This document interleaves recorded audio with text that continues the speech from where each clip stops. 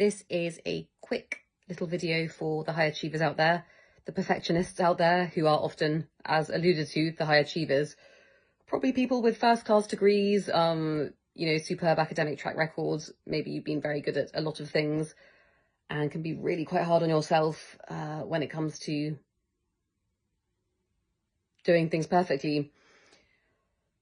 As I often say, every superpower has a shadow side. So I sometimes speak to clients who, as above, have excelled academically.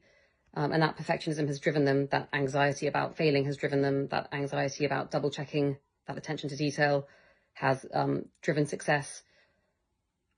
That work ethic has driven them to stand out from the crowd and achieve greater results than their peers. And that may well drive those clients into top law firms, top consultancies, etc. However, the shadow side can be that sometimes really critical inner voice. You haven't just got to be productive, you've got to be very productive. You haven't just got to get one application done, you've got to do 17 in a day or you failed. And when we get into that zone, it can be quite debilitating. And it can really give rise to, less helpful levels of anxiety, etc. So as ever, the monkey mind can really try to screw us over if left to its own devices. And that's where it's really important to catch that critical inner voice and learn the tools to master that before that stress hijacks you and before that critical inner bitch, in a way, starts picking away at you and sort of dislocating you from who you really are, which is, a brilliantly bright and analytical problem solver. Obviously, we also have many of us in really competitive environments that attract high achievers and actually thrive off perfectionist tendencies.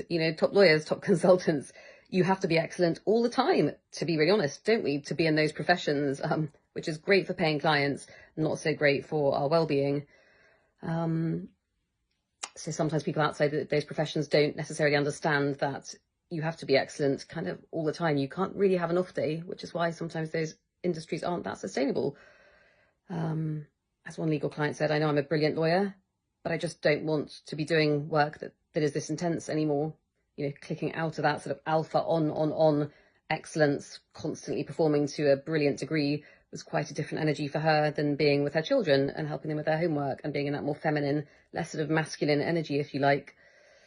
So just a reminder, if you are one of those, really bright perfectionist types of people, which many high achievers are, just notice that critical inner voice. Remember, you are not your thoughts. That can be really helpful when you know how to harness those sort of perfectionist tendencies in a helpful way that helps you succeed at work.